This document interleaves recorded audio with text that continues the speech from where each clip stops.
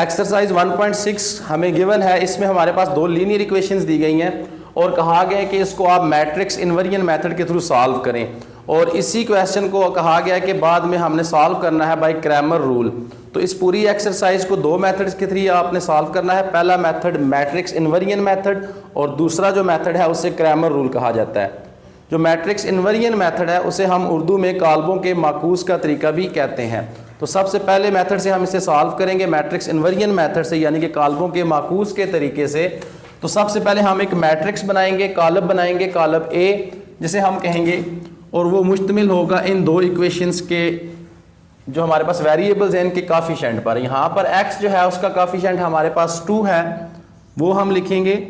इसी तरह से ये जो y है इसका काफिशेंट है -2। इसी तरह से यहाँ पर x का काफिशेंट है 3 और यहाँ पर y का काफिशेंट है 2। ये जो मैट्रिक्स होगा इसको हम कहेंगे मैट्रिक्स A। इसके बिल्कुल साथ हम लिखेंगे वेरिएबल्स जो दो हमने यूज़ करने हैं वो कौन से हैं इस इक्वेशन में, x और y। इक्वल की दूसरी तरफ हमारे पास है 4 और 6, इसको भी हम एक मैट्रिक्स की शक्ल में लिखेंगे 4 और 6, जिसे हम नाम दे दिया b का। और ये जो हमने कॉमन लिए हैं या फिर ये हमारे पास जो दो वेरिएबल्स हैं x और y, इसको हम कैपिटल X का नाम देंगे और सेंटर में क्या है, इक्वल। तो यहाँ पर ये हमारे पास बन जाएगा ax बराबर है b, और इसी तरह से x बराबर हो जाएगा a इनवर्स b। जब दोनों तरफ a इनवर्स लेंगे तो ये बन जाएगा x बराबर a इनवर्स b। अब a इनवर्स जो हमारे पास है बच्चों, ये इक्वल होता है 1/a का determinant multiply by adjoint of a, multiply by adjoint of a। सबसे पहले हम मैट्रिक्स A का डिटर्मिनेंट फाइंड करते हैं। यहाँ पे देखें तो A का determinant which is equal to, अब इसको कैसे फाइंड करेंगे, A और D में एलिमेंट को आपस में मल्टीप्लाई करेंगे। A पे क्या है 2 और ये जो D एलिमेंट है यहाँ पे क्या है 2, देन सेंटर में फार्मूले का minus, then B and C। B पे हमारे पास है -2 एंड C पे हमारे पास है 3। तो 2 time 4, 3 time 6 minus minus plus 4 plus equal to 4 + 6 equal to 10। तो A का डिटर्मिनेंट हमारे पास आया है 10।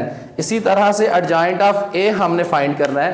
तो एडजॉइंट ऑफ A फाइंड करने के लिए हम क्या करेंगे, एडजॉइंट ऑफ A जो है वो हमारे पास होगा कि A और D एलिमेंट की रिप्लेसमेंट कर देंगे। A की जगह पे D एलिमेंट लिख लेंगे और D की जगह पे A। यहाँ पे इन दोनों एलिमेंट्स की आपस में जगह चेंज करेंगे तो वो क्या आएगा, इधर भी 2 देन इधर भी 2। और ये जो हमारे पास एलिमेंट है B और C, इनके साथ जो साइंस है उनको हम चेंज कर लेंगे। तो यहाँ पे -2 है तो ये हो जाएगा +2, और यहाँ पे +3 है तो उसकी जगह पे क्या आ जाएगा -3। ठीक है, तो अब हमने क्या करना है, A इनवर्स हमने फाइंड कर लिया है, उसका डिटर्मिनेंट भी फाइंड कर लिया है, उसका एडजॉइंट भी फाइंड कर लिया है। तो अब हमने क्या करना है कि A इनवर्स को मल्टीप्लाई करना है B के साथ। यहाँ पे शुरू में जो हमारे पास इक्वेशन थी वो थी x बराबर A इनवर्स B, और जो A इनवर्स था वो बराबर था 1/a का determinant multiply by adjoint of A multiply by B। ठीक है, तो अब यहाँ पे अगर हम वैल्यूज़ को पुट करें तो 1/a का डिटर्मिनेंट, A का डिटर्मिनेंट यहाँ पे क्या है 10 into adjoint of A। Adjoint of A की कीमत हमारे पास है 2 -3 and 2, then multiply by B वो क्या है 4 एंड 6। अब इन दोनों मैट्रिक्स को आपस में हम मल्टीप्लाई करते हैं तो हमारे पास क्या आएगा 2 × 4 प्लस 2 × 6, देन इंटू -3 × 4 प्लस 2 × 6।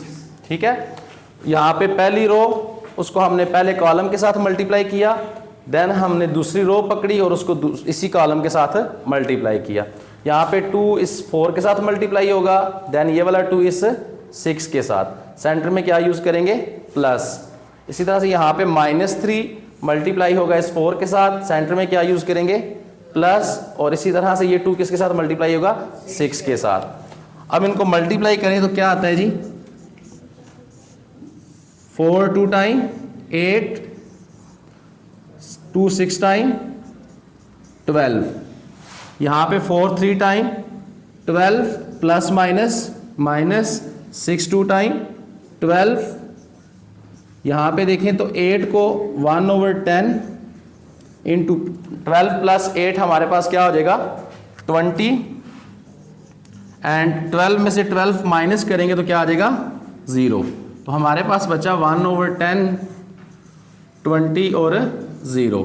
अब ये जो 1/10 है हमारे पास, ये बाय मल्टीप्लाई हो रहा है, तो इसको अंदर क्या करेंगे, दोनों वैल्यूज़ के साथ मल्टीप्लाई। तो ये हो जाएगा 20 मल्टीप्लाई बाय 1/10, 0 मल्टीप्लाई बाय 1/10। यहाँ पे 10 1 टाइम 10, 10 2 टाइम 20, और 2 1 टाइम क्या हो जाएगा 2, और 0 के साथ कोई भी चीज़ मल्टीप्लाई या डिवाइड हो तो वो क्या हो जाती है 0, which is equal to x। जैसा कि हमारे पास कैपिटल जो x था वो इक्वल था x y मैट्रिक्स बराबर 2 and 0। यहाँ से कंपेयर करेंगे तो x बराबर 2 हो जाएगा और y बराबर 0। ये हमारे पास क्या आ जाएगा इसका आंसर।